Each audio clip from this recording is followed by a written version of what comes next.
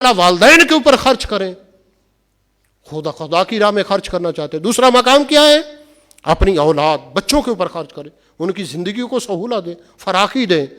تیسرا رشتہ داروں کے اوپر خرچ کریں، ان کے اوپر خرچ کر سکتے ہیں، اچھا سلوک کر سکتے ہیں۔ چوتھا ہمسائے ہیں، ہمسائے فقراء غریب، ان کے اوپر خرچ کریں۔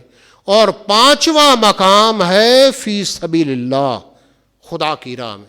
ہم نے تمام وہ فی سبیل اللہ، نہ رشتہ داروں کے ساتھ اچھا سلوک ہے۔ یہ جو ہارٹ اٹیک کی موتیں ہیں، اچانک موتیں ہیں، وہ ایک لازم پہلے ملے تھے، ابھی کیا ہے اعلان ہو رہا ہے۔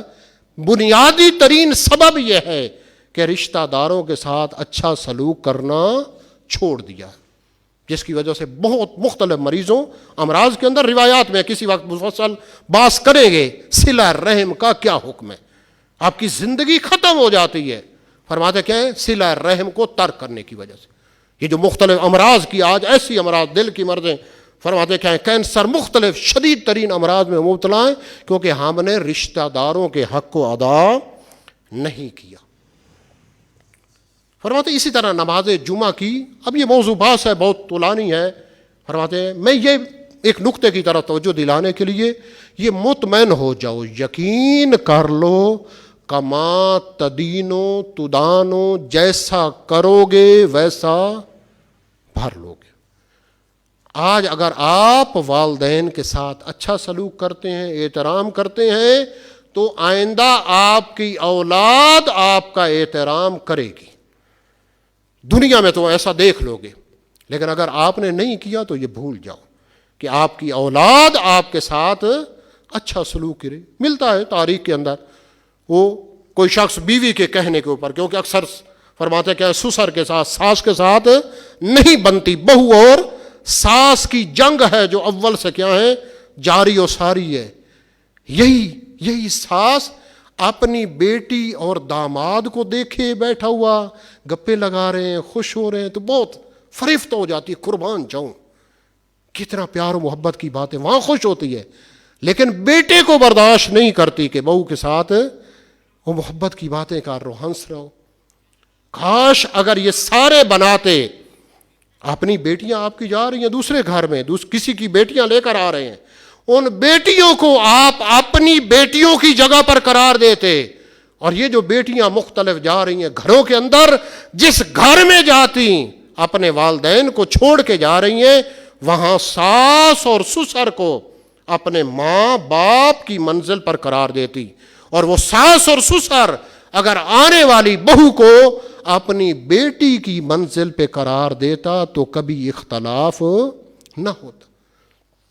لہذا یہی ہے، روایت کے اندر ہے، وہ میں نے کہا ہے کہ شخص وہ بیوی کے کہنے پر اٹھا کے جا رہا تھا والد کو کیا ہے دریا میں پھینکنے کے لیے۔ جب نزدیک پہنچا تو اس نے کہا بیٹا مجھے یہاں نہ پھینکو، تھوڑا آگے لے جاؤ، وہاں جا کر جہاں زیادہ گہرا ہے وہاں جا کر پھینکو۔ اب یہ پوچھتا ہے کیوں اس طرح، یہاں پھینکوں پھر بھی آپ نے مر جانا ہے، وہاں بھی کہا نہیں مجھے وہاں گہری جگہ پہ، کیونکہ میں نے اپنے باپ کو اسی جگہ پہ پھینکا تھا۔ اب یہاں ضمیر بیدار ہوا کہ اس نے پھینکا تھا، آج میں اس کو پھینک رہا ہوں، کل میری نوبت بھی آئے گی۔ لہذا جیسا کرو گے والدین کے ساتھ، روایت کے اندر ہے بدبخت ترین انسان وہ ہے کہ جس کے ماں باپ دونوں یا ان میں سے کوئی ایک زندہ ہو اور پھر وہ جہنم میں چلا جائے۔ اللہ اکبر۔ ماں باپ کی زیارت کرنا یہ حج اور عمرے کا ثواب رکھتا ہے۔ وقت خلوص نہیں ہے، پاسپورٹ بنانے کی ضرورت نہیں، ویزا لینے کے لیے سال بھر پیسہ پہلے بینک میں جمع کرائیں، انتظار کریں، وہ ماں باپ کی زیارت کرتے ہیں، یہ حج اور عمرے کا ثواب رکھتا ہے۔ اور جس پر اس کے والدین ناراض ہوں، خدا فرماتا ہے جتنی تیرا جی چاہے عبادت کر لے، تیرا کوئی عمل خدا کی بارگاہ میں قبول نہیں ہوگا۔ یا بعض روایات کے اندر ہے کہ جنت کی خوشبو 500 سال کی راہ سے آتی ہے، اتنا سفر 500 سال کی راہ ہو تو وہاں سے بھی جنت کی خوشبو محسوس ہوتی ہے۔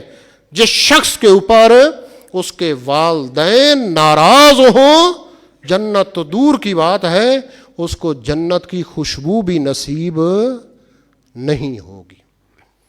بدبخت ترین انسان ہوگا۔ آج ماں باپ کی لوگ قدر نہیں کرتے، مقام اور منزلہ۔ کبھی سوچا کتنی تکلیفیں اٹھائیں ماں باپ جب بچے کا، کیونکہ ہم جوان ہیں پتہ نہیں چلتا، سوچتے نہیں ہیں، جب ماں باپ بنیں گے پھر آپ کو پتہ چلے گا۔ یہی بچے کا وجود جب ماں کے شکم میں بنتا ہے تو اس کا کھانا پینا حرام، جو کھا رہی ہے وہ بیر، الٹیوں کی شکل میں، عجیب و غریب اس کی صورتحال، اور 9 ماہ تک کتنی سختی کے اندر، مصیبت کے اندر کیا ہے، شکم مادر میں رکھا، پروان چڑھایا، جو واقعا بہت سخت ہوتا ہے۔ یہ جا کر پوچھیں اپنی مادر گرامی سے، والدہ سے۔ اور پھر جب بچہ پیدا ہوتا ہے، آج کل تو ہسپتال آ گئے، آپریشن آ گئے، پہلے اکثر وہ تکلیف برداشت نہ کرتے ہوئے کئی مائیں جو ہے وہ دنیا سے چلی جاتی تھی، انتقال ہو جاتا، اتنا سخت۔ اسی وجہ سے روایات کے اندر ہے، یہ ماں جو بچے کو فرماتے ہیں ولادت دے رہی ہے، پیدا کر رہی ہے، اس کا ثواب اتنا ہی ہے جو ایک مجاہد فرماتے ہیں خون کے اندر لوٹ رہا ہے خدا کی راہ میں، جتنا اس کو ثواب ملے گا اس ماں کو بھی اتنا ہی ثواب ملے گا۔ یہ اتنی زیادہ سخت۔ پھر بچے کو پیدا کرنا، اس کے بعد مسلسل 2 سال تک دودھ پلانا، خدا تعالیٰ نے سبب بنایا، لیکن آج والدین یہ بھی توجہ نہیں کرتے، جی ڈبوں پہ لگا دیتے ہیں گائے اور بھینس کا، جبکہ تحقیق ہے، آج بھی تحقیق نہ بھی ہو، میں ویسے کہہ رہا ہوں سائنسی حوالے سے، سب سے زیادہ بچے کے لیے جو مفید ہے وہ ماں کا دودھ ہے، ہر حوالے سے، اس کے ذہنی والے سے، عقلی والے سے، بدنی والے سے، تمام جہات میں اس سے بہتر کوئی چیز نہیں ہے۔ اور یہ پہلے تو نہیں تھا، یہ بچے کے پیدا ہونے کے بعد آیا ہے۔ لہذا وہ کسی ماں نے شکایت کی کہ میرا بیٹا میرا احترام نہیں کرتا، تو مولانا صاحب نے کہا کہ دودھ پلایا تھا، کہا بہت، ڈبوں پہ ڈبے پلائے تھے۔ ہاں، تو اس نے مذاق میں کہا ہاں دودھ پیے ڈبے کا اور احترام کرے تیرا، یہ نہیں ہو سکتا مثلا صورتحال، لیکن وہ نہیں ہے، اس کے ساتھ شرط نہیں ہے۔ لہذا احترام کرے والدین کا، ہر صورت میں کیا ہے احترام کرے۔ پھر یہ 2 سال تک، آج کل تو جدید ہے، پیمپر آ گئے، دیہاتوں میں یہ چیزیں نہیں ہیں۔ ساری رات بچے نے ٹوٹی کھولی ہوتی ہے، پیشاب ادھر کیا، ماں خود ادھر سو گئی، پھر دوسری جگہ پہ لیٹا، وہاں پر پیشاب کیا، پھر دوسری جگہ پہ، حتیٰ کہ سینے پہ، ساری رات اس طرح سے کیا ہے، تمام اس کا لباس گیلا۔ آج کل تو پیمپر ہیں اور یہ چیزیں ہیں، لیکن اکثر جگہوں پہ میسر نہیں ہے، دیہاتوں کے اندر زیادہ تر کیا ہے، سب کچھ برداشت کرتی تھی، اور اس زحمت میں اس کو پروان چڑھایا۔ پروان چڑھانے کے بعد جب سکول کی، پھر ساری زحمتیں اس کے لیے کیا، کھانا پینا، اس کو لباس، سب کچھ۔ کیا یہی ہے حل جزاء الاحسان الا الاحسان؟ پیغمبر کے پاس شخص آیا، یا رسول اللہ میری ماں ہے جو کھا نہیں سکتی، میں خود چباتا ہوں، لقمہ توڑتا ہوں، چباتا ہوں، طہارت نجاست صاف نہیں کر سکتی، میں سب کچھ کرتا ہوں اس کا، اور 7 دفعہ میں نے اٹھا کر اس کو حج کرایا ہے، طواف کرایا ہے کندھوں پہ، نہیں کر سکتا، کیا یا رسول اللہ میں نے اس کا حق ادا کر دیا؟ رسول خدا نے فرمایا نہیں، جب تو پیدا ہو رہا تھا ماں نے جو اس وقت تکلیف برداشت کی تھی، ابھی تو نے اس کے ایک سانس کا بھی حق ادا نہیں کیا۔ آیا شخص رسول خدا کے پاس، یا رسول اللہ میں نے منت مانی ہے، منت کہ جنت کے دروازے کا فلاں میرا کام ہو جائے تو میں جنت کے دروازے کا کیا ہے بوسہ لوں گا، وہ میرا کام تو ہو گیا ہے، اب میں منت ادا کرنا چاہتا ہوں، کیسے ادا کروں؟ پیغمبر نے کہا جا ماں باپ ان کے قدموں کا بوسہ لے، تیری منت ادا ہو جائے گی۔ وہ کہتا ہے یا رسول اللہ میرے ماں باپ تو بچپن میں فوت ہو گئے تھے۔ پیغمبر نے کہا جا ان کی قبروں پہ جا، قبر کے پاؤں کی جانب جا کر بوسہ لے، تیری منت پوری ہو جائے گی۔ وہ کہتا ہے یا رسول اللہ بچپن میں میرے ماں باپ فوت ہو گئے تھے، آج تک مجھے کسی نے نہیں بتایا کہ ان کی قبر کہاں ہے، کیا کروں یا رسول اللہ؟ پیغمبر نے کہا جا زمین پہ 2 لائنیں کھینچ، خط کھینچ، ایک کو ماں کی قبر تصور کر، ایک کو باپ کی قبر تصور کر، اور وہاں دوسری طرف پاؤں کی جانب فرض کر کے بوسہ لے، تیری منت ادا ہو جائے گی۔ حل جزاء الاحسان الا الاحسان، باپ جنت کا دروازہ ہے، دن رات زحمتیں کرتا ہے اور بعد میں بھلا دیں اس کو، اس کی زحمت کی قدر نہ کریں۔ جیسا کرو گے، میں نے کہا ویسا ہی آپ کو جو ہے وہ بھر لیں گے۔ بس موضوع بہت زیادہ ہے، میں فقط متوجہ کرنے کے لیے نماز جمعہ کی بہت اہمیت ہے۔ فَاسْعَوْا إِلَىٰ ذِكْرِ اللَّهِ وَذَرُوا الْبَيْعَ إِذَا نُودِیَ لِلصَّلَاةِ مِنْ یومِ الجمعہ، جب جمعہ کے دن نماز کے لیے آواز دی جائے تو دوڑ پڑو۔ فَاسْعَوْا إِلَىٰ ذِكْرِ اللَّهِ، ذکر خدا، صلاۃ جمعہ کے لیے دوڑ پڑو۔ وَذَرُوا الْبَيْعَ، خرید و فروش چھوڑ دو۔ اس وقت خرید و فروش جائز نہیں ہے اگر مانع اور رکاوٹ بنتی ہے۔ فرماتے نماز جمعہ کی بہت اہمیت ہے۔ فقط اہمیت کی طرف توجہ دلانے کے لیے امام خمینی علیہ الرحمہ نے بیان کیا ہے اہمیت نماز جمعہ کے لیے۔ نماز جمعہ و دو خطبہ آن مانند حج و نماز عید فطر و قربان، نماز جمعہ اور اس کے دو خطبے یہ حج کی طرح ہے، حج کی طرح واقع۔ حج ایک انٹرنیشنل لیول کی اجتماعی عبادت ہے، یہ بھی اجتماعی عبادت ہے، اور یہ فقراء کے لیے نماز جمعہ حج قرار دیا گیا ہے۔ میں نہیں کہہ رہا، روایات کے اندر ہے، یہ حج ہے فقراء کا، حج کی طرح ہے، نماز عید فطر کی طرح ہے، نماز عید قربان کی طرح ہے۔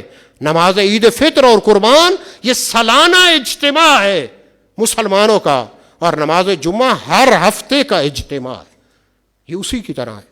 از مراسم بزرگ مسلمانان اس، مسلمانوں کے بہت اہم ترین مذہبی پروگراموں میں، اجتماعی پروگراموں میں سے ایک نماز جمعہ ہے۔ ولے متاسفانہ مسلمانان از وظائف مہم سیاسی این عبادت غافل و ناآگاند، لیکن امام خمینی کہتے ہیں افسوس کے ساتھ کہ مسلمان اس مہم ترین سیاسی عبادت سے غافل ہے، ناآگاہ ہیں، نہیں جانتے۔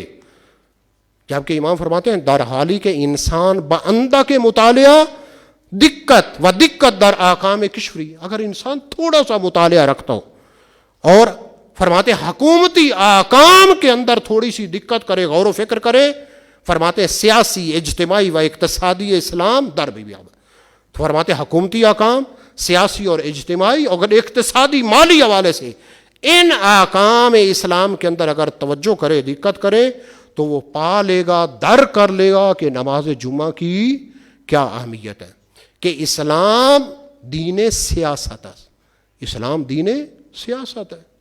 ہمارے ذہنوں میں بھرا گیا، یہ دشمنان اسلام کا سیکولر سسٹم کا یہ نظریہ تھا کہ دین کا سیاست سے کوئی تعلق نہیں اور سیاست کا دین سے کوئی تعلق نہیں ہے۔ اس نظریے نے جتنا دین اسلام کو مسلمانوں کو نقصان دیا ہے، اتنا کسی چیز نے نہیں دیا۔ بھئی تم فقط نمازیں پڑھتے رہو، روزے رکھتے رہو، مصلی پہ بیٹھے رہو، اور حکومتیں سنبھالنے والے فاسق فاجر دنیا کے طاغوت و ظالم و فاسق فاجر ہوں۔ اس کا نتیجہ یہی ہے کہ آج دنیا کو تباہ ہو برباد کر دیا ہے۔ جو خدا کا خائن ہوتا ہے وہ لوگوں کے ساتھ بھی خیانت کرتا ہے۔ آج آپ خیانت دیکھ رہے ہیں۔ پس اسلام دین سیاست، امام خمینی فرماتے ہیں عین سے اسلام عین سیاست ہے، جو سیاست عین دین ہے، لیکن توجہ دلانے کے لیے وہ نہ سیاست جو ہمارے یہاں سیاست یعنی منافقت، ہر طرح کا وہاں فراڈ لگانا، وہ نہیں ہے۔ یعنی اسلام کے اوپر مکمل عمل کرنا یہی سیاست ہے۔ اسلام کا ہر حکم اس کے پیچھے ایک خاص فلسفہ ہے، غرض و غایت ہے۔ فرماتے ہیں وکسی کے دین را از سیاست جدا میدانت، یہ وہ ہے جو واقعا دین کو گہرائیوں تک سمجھائے۔ آج امام خمینی کی کتاب ہے تحریر الوسیلہ، فقہ کے اندر 200 سے زیادہ مجتہد اس کے اوپر درس خارج دے رہے ہیں۔ یہ وہ شخص کہہ رہا ہے کہ جو شخص بھی دین کو سیاست سے جدا سمجھتا ہے، نادانی اس، نہ اسلام رامی شناسد، نہ سیاست، نہ وہ نادان ہے، وہ جاہل ہے، نہ سیاست کو جانتا ہے نہ دین کو جانتا ہے. اگر دین جانتا ہوتا, وہی کہنا, وہی سیاست شہید حسینی نے کہا تھا کہ ہماری سیاست میں اور غیر کی سیاست میں فرق ہے. ہمارا دین مرکز ہے اور سیاست کو دین کے گرد گھماتے ہیں. جو دین کہہ رہا ہے اس پہ عمل کرتے ہیں, لیکن لوگوں کا کیا ہے؟ سیاست مرکز ہے, دین کو سیاست کے جیسا سیاست کا دین کو اس طرح سے گھما لیتے ہیں. اور یہیں سے رہبر معظم کے سوال کیا گیا متوجہ کرنے کے لیے کہ راول پنڈی کے اندر واقعہ ہوا, مثلا مسجد میں 40 سال سے زیادہ عرصہ نماز جمعہ ہو رہا تھا, اور بعد والوں نے, نزدیک والوں نے بغیر فاصلہ شرعی کے, کیونکہ 5.5 کلومیٹر کا فاصلہ ہونا چاہیے, یا بعض نے 5 کلومیٹر اور 80 میٹر یا 125 میٹر تک جو ہے وہ ذکر کیا ہے, یہ فاصلہ ہونا ضروری و لازم ہے. یہ پنڈی کے اندر جو ہے وہ بغیر فاصلہ شرعی کے جو ہے وہ فرماتے ہیں نماز جمعہ شروع کر دی. مومنین کے درمیان ظاہر اختلاف. اب رہبر معظم سے سوال نمبر کیا ہے؟ 622. سوال یہ ہے, پوچھا گیا تو جواب میں رہبر معظم نے فرمایا کسی ایسے عمل کے اسباب فراہم کرنا جائز نہیں ہے جس سے مومنین کے درمیان اختلاف ہو. کوئی بھی کام کرتے ہیں جس سے مومنین کے درمیان اختلاف ہو اور ان کی صفوں میں تفرقہ پیدا ہو جائے, یہ جائز نہیں ہے. بالخصوص نماز جمعہ کے جو شاعر اسلامی میں سے ہے, اتنا مقام ہے, شاعر الہی میں سے, اسلامی میں سے شمار ہوتا ہے, اور مسلمانوں کے اتحاد کا مظہر نماز جمعہ ہے. اس کے ذریعے سے کسی طرح اختلاف پیدا کرنا یہ کیسے جائز ہو سکتا ہے؟ لہذا نماز جمعہ بہت اہمیت کا حامل ہے. اور مجھے افسوس ہوتا ہے آج سوشل میڈیا کے اوپر, مومنین توجہ کریں, وہ لوگ جو نہیں جانتے, پتہ نہیں ہے, اور وہ اظہار کر رہے ہیں, وہ آج شرعی حکم بیان کر رہے ہیں. بغیر علم کے, بغیر آگاہی کے اظہار کرنا جائز نہیں ہے, حرام ہے. آج جہل بھی نہیں میں کہہ سکتا, ابو جہل وہ سوشل میڈیا کے اوپر کیا ہے, حکم لگا رہے ہیں. کس نے ان کو حق دیا ہے؟ حرام ہے شرعی حوالے سے, یہ جائز نہیں. جی نماز جمعہ تو مسجد میں ہونا چاہیے, یا مسجد نہیں, یہ کس نے کہا مسجد میں ہونا چاہیے؟ اب ایران میں یہ جو گئے ہیں زیارات پہ, مجھے بتائیں, ڈاکٹر صاحب بیٹھے ہیں اتنا عرصہ وہاں تہران میں رہتے رہے ہیں, بتائیں نماز جمعہ کہاں ہوتا ہے قوم میں؟ مسجد میں ہوتا ہے. وہاں مصلی ہے, ہال کے اندر جو ہے نا, بہت بڑا ہال ہے, وہاں پر ہوتا ہے. مشہد مقدس میں جو گئے ہیں نماز جمعہ کہاں ہوتا ہے؟ حرم کے اندر ہوتا ہے. تہران میں نماز جمعہ کہاں ہوتا ہے؟ جہاں محتد اور فقہا ہیں پڑھانے والے, تہران دانشگاہ میں ہوتا تھا, ابھی مصلی بہت بڑا ہال بنایا. کس نے کہا ہے نماز جمعہ کے لیے کیا ہے مسجد شرط ہے؟ پھر کہا کہ مسجد بھی جامع ہونے چاہیے ہر مسجد. یہ جو ہے یہ ابو جہولا آج سوشل میڈیا کے اوپر, فیس بک کے اوپر, واٹس ایپ کے اوپر حکم لگا رہے ہیں. کس نے کہا ہے؟ پھر جی جامع مسجد ہونا چاہیے. وہ جامع مسجد کہتے ہی اس وجہ سے ہے کہ جمعہ ہو. یہ کس نے کہا ہے کہ جامع مسجد اس وجہ سے کہتے ہیں کہ وہاں جمعہ ہوتا ہو؟ جمعہ کسی نے مستحب بھی نہیں کہا کہ مسجد کے اندر ہو. جامع مسجد اس وجہ سے جامع کہتے ہیں کہ کسی گروہ اور صنف اور کسی افراد کے ساتھ مخصوص نہیں ہے, عمومیت رکھتی ہے. بعض اوقات ہوتی ہے نا بازاریوں کی مسجد, محلے والوں کی مسجد, مدرسے کی مسجد, ملکوں کی مسجد, فلاں کی, وہ مسجد نہ ہو, عمومیت رکھتی ہو, کسی صنف کے ساتھ مخصوص نہ ہو, اسے جامع مسجد کہا جاتا ہے. کسی نے نہیں کہا مستحب ہو کہ نماز جمعہ کو جو ہے وہ پڑھا جائے. اور پھر کہا کہ خطیب نہیں ہے. خطیب, مجھے تعجب ہوتا ہے, یہ خطیب کسے کہتے ہیں؟ آپ بازاری لچھے دار جو نقطے لگاتے ہیں وہ خطیب ہو تو نہیں چاہیے. یہاں خطیب اسے ہی کہتے ہیں جو خطبہ دے رہا, یہی خطیب ہے. اور ہمارے بارے میں یہ کہا جائے کہ یہ خطیب نہیں ہے, وہ کہتے تھے جامعہ کے اندر کہ یہ وہ ہیں کہ جو درس کو بھی خطابت کے انداز میں پڑھاتے ہیں, جبکہ وہاں تھے بعض جو تقریریں بھی کرتے ہیں درس کے انداز میں. خطابت وہ تو امام جمعہ ہو اور ہم جو ہے وہ خطابت نہیں جانتے. وہی کہا, افسوس سب سے بڑا تہمتیں لگانا آج جو ہے, ہر قسم کی تہمت لگانا. ملعون من اتهم اخاہ, ملعون ہے وہ شخص جو کسی مسلمان بھائی کے اوپر تہمت لگائے. آئے مرد میدان بنے, آئیں آ کر اب یہاں بات کریں, گفتگو کریں, ہمارے سامنے جو ہے وہ ثابت کریں. اور یہ تہمتیں جو لگاتے ہیں یہ وہ فرماتے باغی ترین انسان کا کام ہوتا ہے۔ خداوند متعال ہمیں واقعاً حقیقی معنی میں دین اہل بیت کو سن کر اس پر عمل کرنے کی توفیق عطا فرمائے۔ بسم اللہ الرحمن الرحیم۔ انا اعطیناک الکوثر فصل لربک وانحر ان شانئک ھو الابتر۔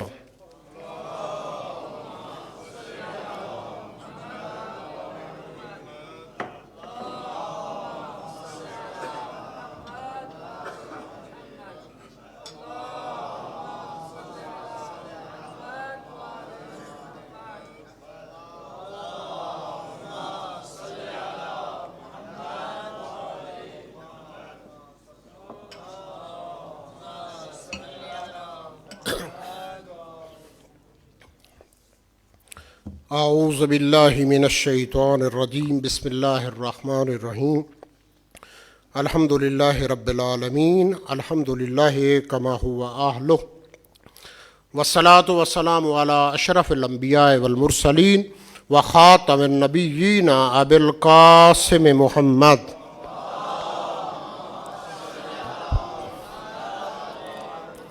وعلی اہل بیتہ الطیبین الطاہرین المعصومین۔ قال اللہ سبحانہ وتعالی فی محکم کتابہ الحکیم وفرقان المجید وہو اصدق الصادقین۔ قل یا عبادی الذین اسرفوا علی انفسہم لا تقنطوا من رحمت اللہ ان اللہ یغفر الذنوب جمیعا انہ هو الغفور الرحیم۔ الا قد امرکم اللہ فی محکم کتابہ بالصلاۃ علی نبیہ و حبیبہ فقال تعلیما لکم و تشریفا لصفیہ ان اللہ و ملائکتہ یصلون علی النبی یا ایہا الذین آمنوا صلوا علیہ وسلموا تسلیما۔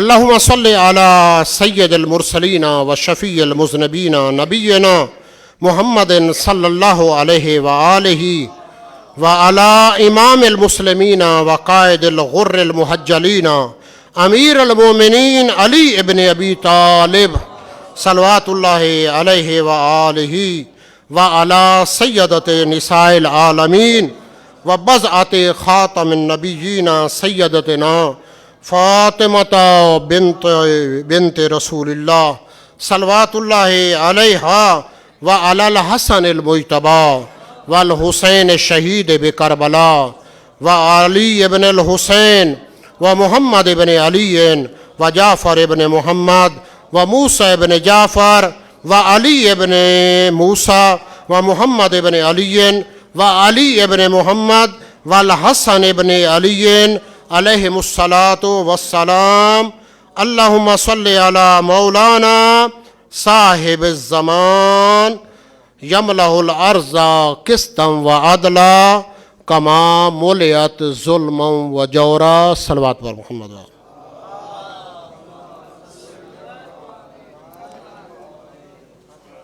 جمعۃ المبارک کے اس دوسرے خطبہ کے اندر اوصیکم عباد اللہ و نفسی بتقوی اللہ، اے بندگان خدا آپ سب کو تقوی الہی کی وصیت کرتا ہوں، تاکید کرتا ہوں۔ اتقوا اللہ انہ ھو التواب الرحیم، تقوی الہی کو اختیار کرو، متقی بن جاؤ، حرام کاموں سے اپنے آپ کو بچا لو، واجبات کی پابندی کرو۔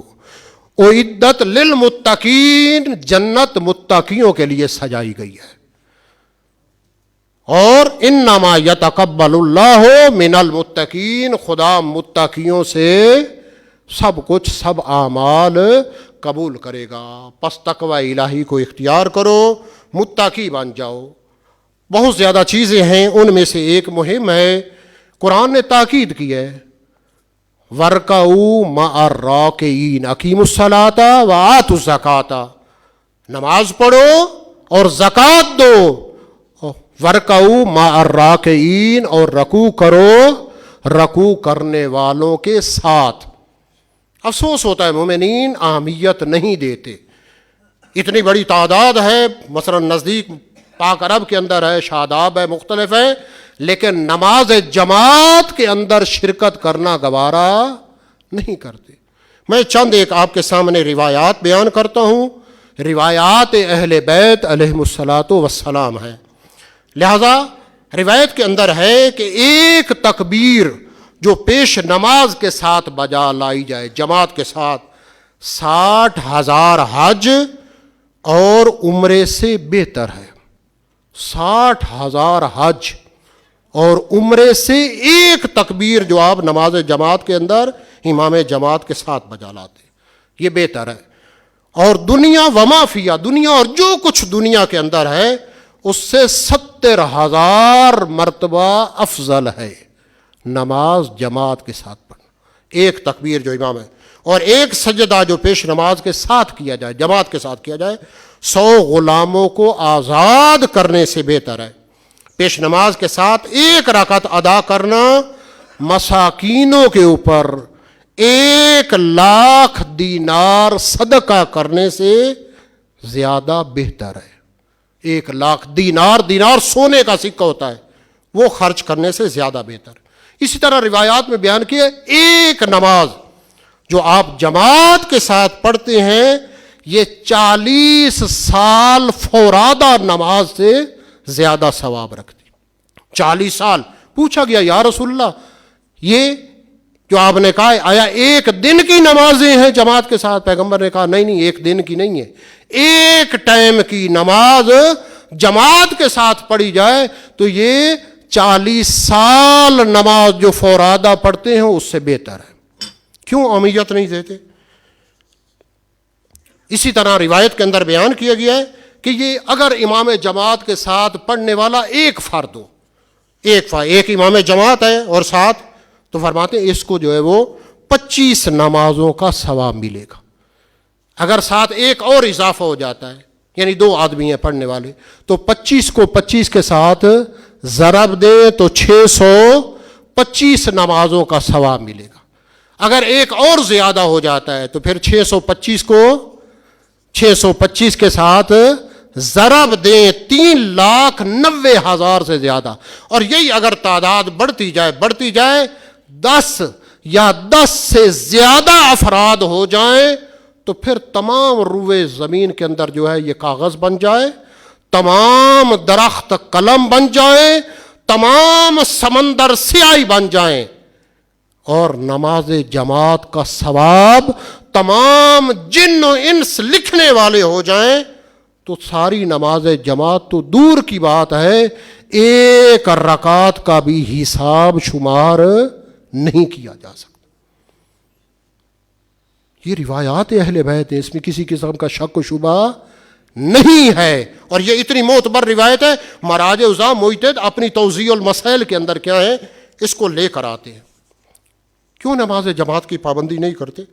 پیغمبر خدا نے فرمایا جو مسجد کے پڑوس میں رہتا ہے، پڑوس کسے کہتے ہیں؟ ہر طرف 40 گھر، دائیں بائیں چاروں طرف جو ہے 40 گھر، فرمائے اگر یہ 3 دن تک، البتہ محسوس نہ کرنا، ناراض نہ ہونا، یہ روایات اہل بیت ہیں، لہذا اگر ناراض بھی ہونا ہے تو مجھ سے ناراض ہوگے تو کوئی فائدہ آپ کو نہیں ہوگا، یہ اہل بیت کی روایات ہیں، لہذا ناراض بھی ہونا ہے تو ان سے ناراض ہونا۔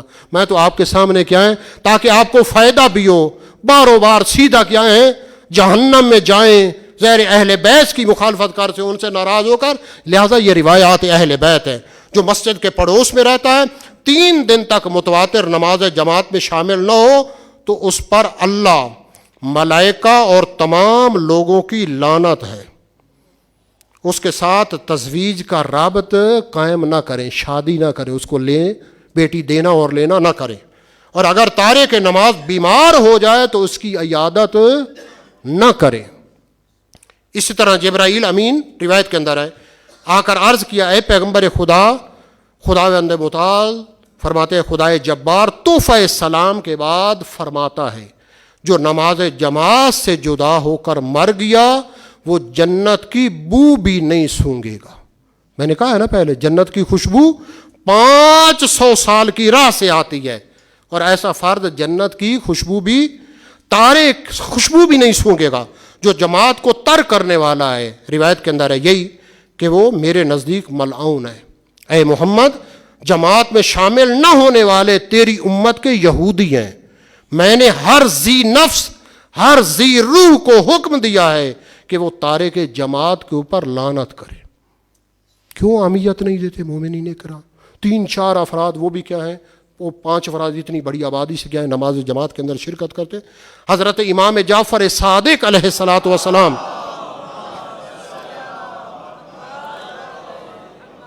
فرماتے ہیں کہ رسول خدا کے زمانے میں کچھ اشخاص، کچھ افراد نماز جماعت میں شریک نہ ہوتے تھے۔ حضرت نے فرمایا کہ ان لوگوں کے گھروں کو جلا دیا جائے تاکہ وہ گھروں سے نکلیں اور نماز جماعت کے اندر شریک ہو کر نماز ادا کریں۔ اس وقت ایک اندھے اور نابینے نے کہا، یا رسول اللہ، میں تو دیکھ نہیں سکتا، مجھے بعض اوقات اذان بھی سنائی نہیں دیتی، پتہ بھی نہیں چلتا وقت کا۔ فرماتے عذر پیش کر رہا تھا تاکہ پیغمبر معاف کر دیں۔ نماز جماعت کے حوالے سے پیغمبر نے اس کے عذر کو قبول نہیں کیا، کہا گھر سے لے کر رسی باندھو اور اس رسی کے ذریعے سے، سہارے سے نماز جماعت کے اندر شرکت کرو۔ خدا نے آپ کو وسائل دی ہیں، آپ جہاں سے ہو آسانی کے ساتھ کیا ہیں، وسائل ہیں، وسائل نقلیہ گاڑیاں ہیں، موٹر سائیکل ہیں، آسانی کے ساتھ کیا ہیں، خصوصاً جو جہر حوالے سے جہر نمازیں پڑھی جاتی ہے، مغرب اور عشاء اور صبح کی نماز کے اندر جو ہے وہ تاکید کی گئی ہے۔ اسی طرح ایک اور حدیث سن لیں، جناب رسالت مآب سے منقول ہے کہ غیبت جائز نہیں ہے مگر اس شخص کی جو گھر میں نماز پڑھے اور جماعت کو ترک کر دے۔ لوگوں پر واجب و ضروری ہے کہ اس سے دوری اختیار کرے۔ جناب امیر المومنین علی علیہ الصلوۃ والسلام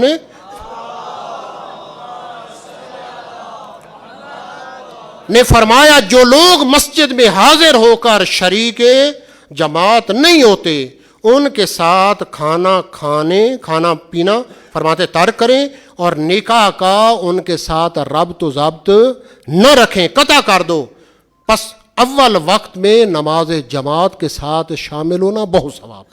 اب اول وقت میں ایک آدمی تنہا نماز پڑھتا ہے جو کئی دیر لگاتا ہے، کئی گھنٹے لگا کر نماز ہے، اور نماز جماعت مختصر ہو، جلدی ہو، تو اس نماز جماعت کا اس سے 1000 گنا زیادہ ثواب ہے۔ اور نماز جماعت کے اندر بھی پہلی صف کا زیادہ ثواب ہے، پہلے صف میں بھی کیا ہے، دائیں طرف زیادہ ثواب ہے۔ پس نماز شیطان کی سب سے بڑی کوشش ہوتی ہے کہ مختلف بہانوں سے امام جماعت کی عدالت کے ذریعے سے لوگوں کو اور مومنین کو جماعت سے روکے۔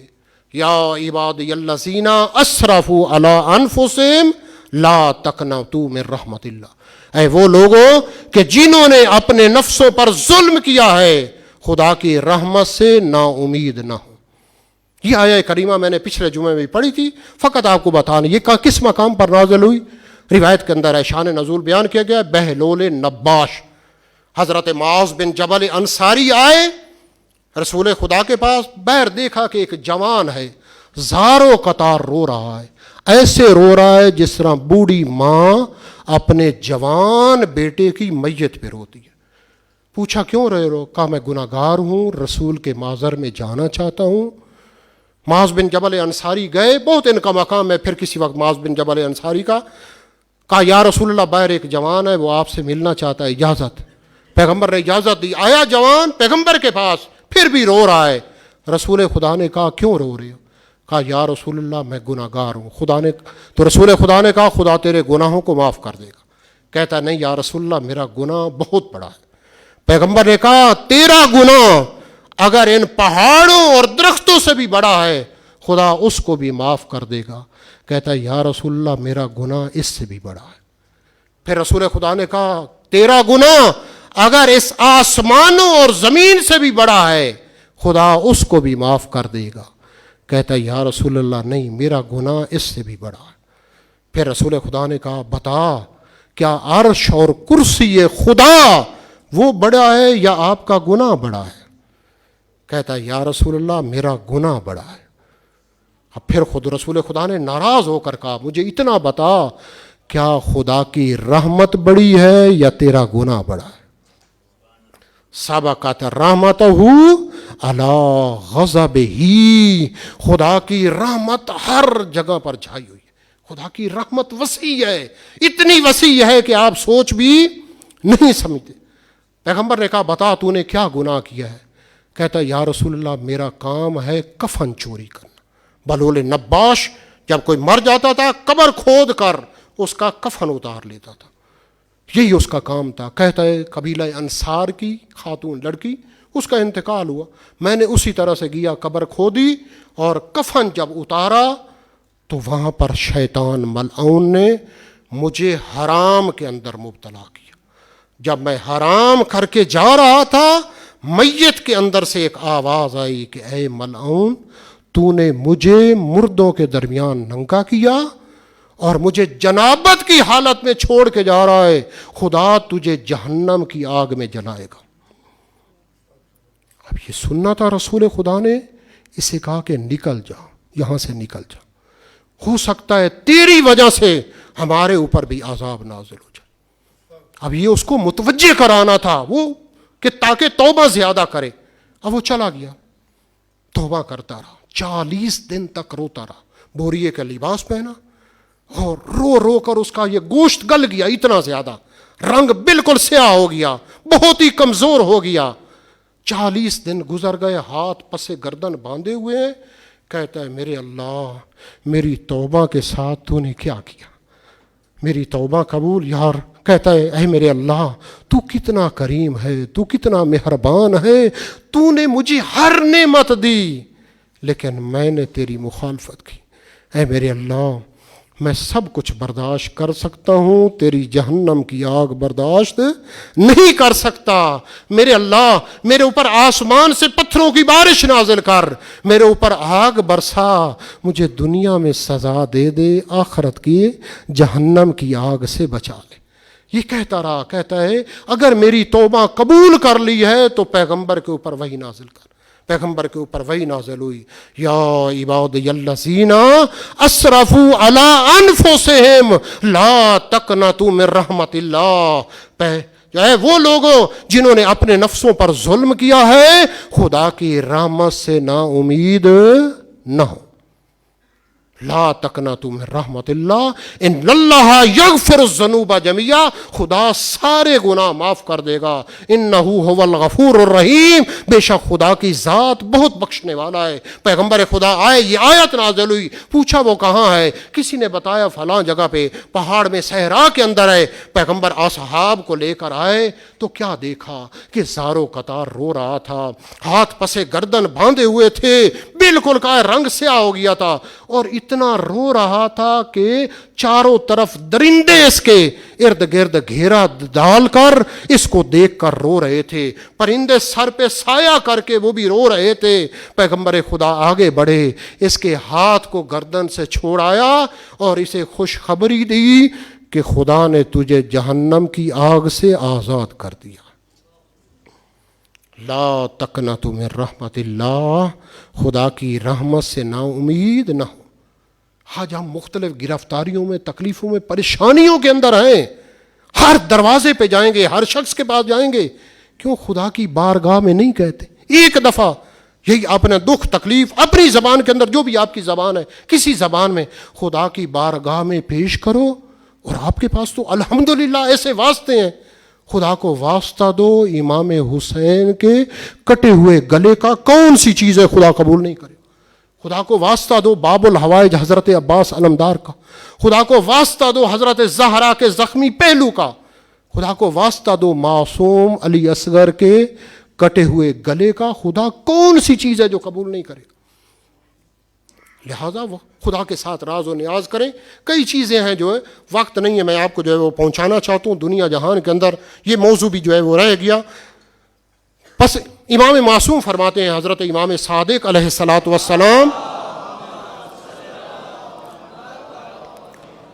شیعتنا خلقوا من فاضل طینتنا، ہمارے شیعہ ہماری پاک ماندہ اضافی گل سے پیدا کیے گئے ہیں، جن کی علامت یہ ہے یفرحون بفرحنا و یحزنون بحزننا، ہماری خوشی کے اندر خوش ہوتے ہیں اور ہماری غمی کے اندر غمگین ہوتے ہیں. بلکہ ہم تو الحمدللہ اپنا غم بھلا دیتے ہیں اور اپنے غم کے اندر بھی اہل بیت کا غم کرتے ہیں. وہاں کے مسائل لہذا انہی میں سے، کیونکہ ہم خوش ہوتے ہیں اہل بیت کی، روایات میں بیان کیا ہے آج ولادت باسعادت حضرت زینب سلام اللہ علیہ۔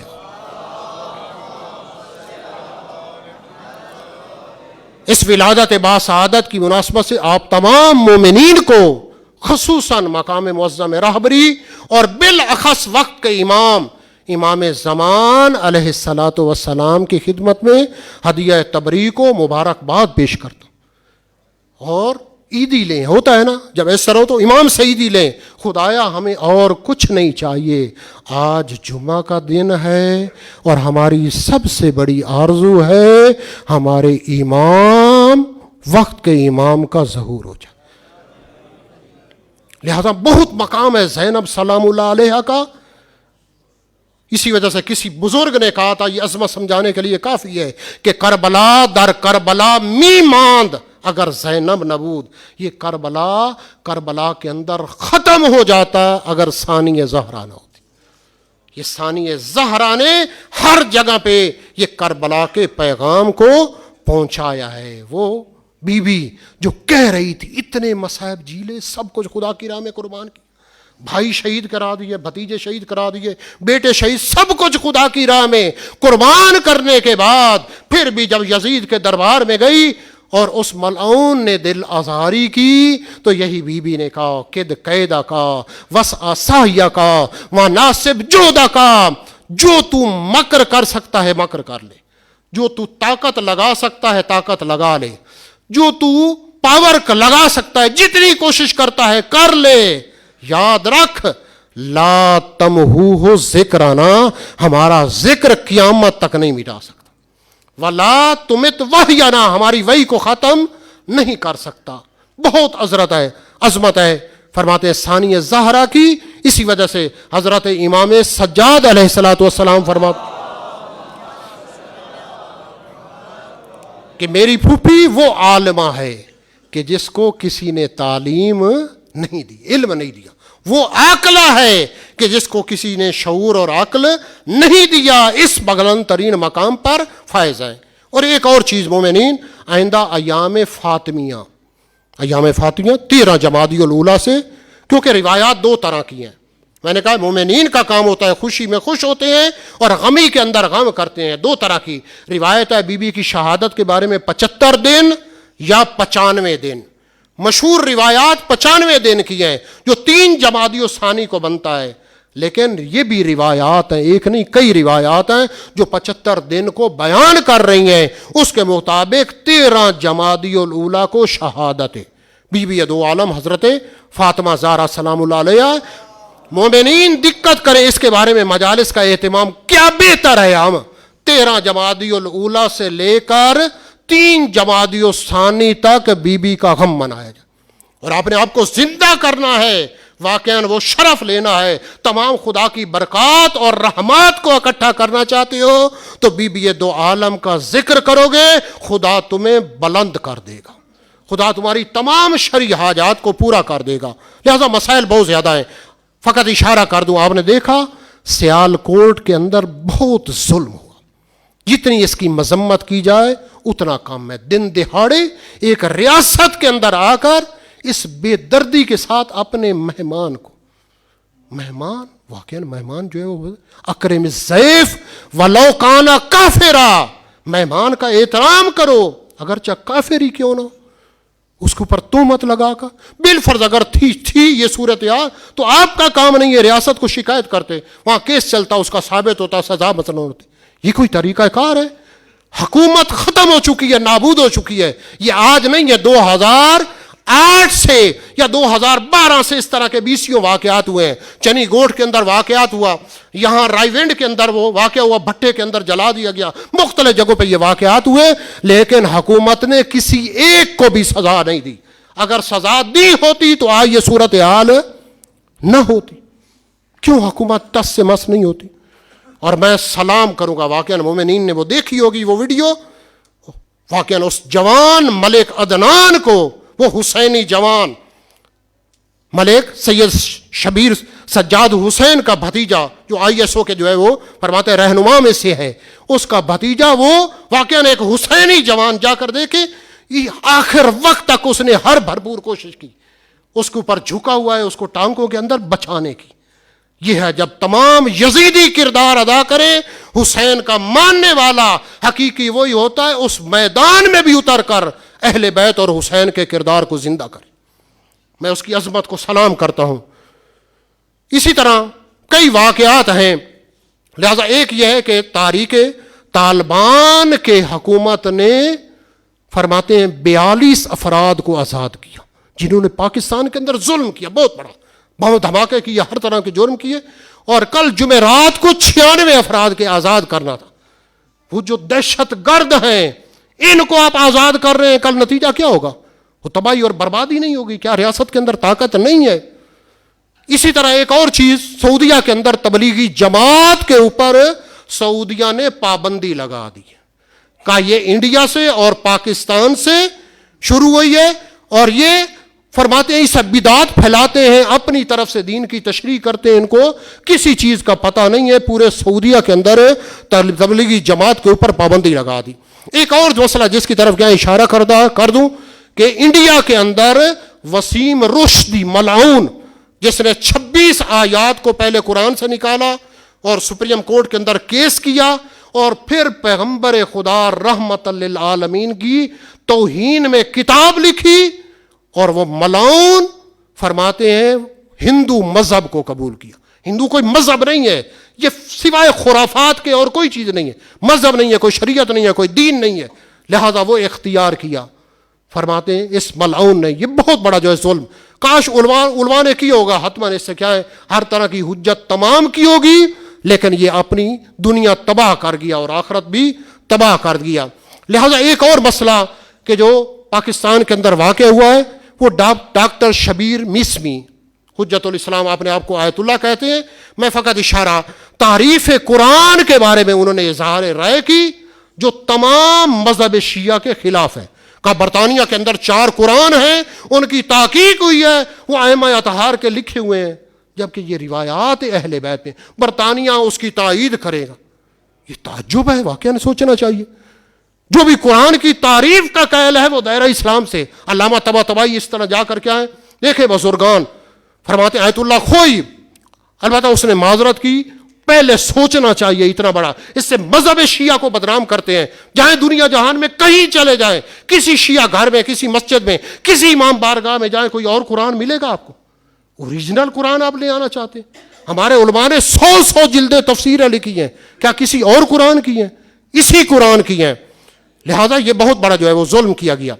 اسی طرح جو ہے وہ فرماتے انڈیا کے اندر بھارتی فوجی جو ہے وہ ہیلی کاپٹر جو ہے وہ تباہ ہوا، بھارتی جو ہے وہ چیف آف ڈیفنس سٹاف اہلیہ اور 13 افراد کے ساتھ جو ہے وہ اپنے انجام کو پہنچا، کیونکہ اس ملعون نے کشمیر کے اندر بہت ظلم کیے تھے۔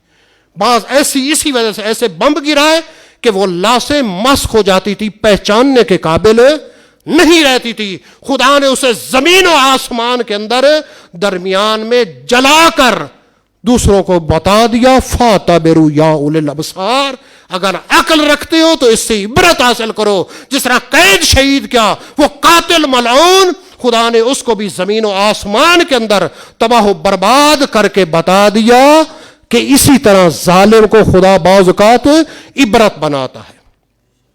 خداوند متعال ہم تمام مومنین کی بخشش فرمائے اور ہم سب کو سیرت اہل بیت پر چلنے کی توفیق عطا فرمائے۔ بسم اللہ الرحمن الرحیم۔ والعصر ان الانسان لفی خسر الا الذین آمنوا وعملوا الصالحات وتواصوا بالحق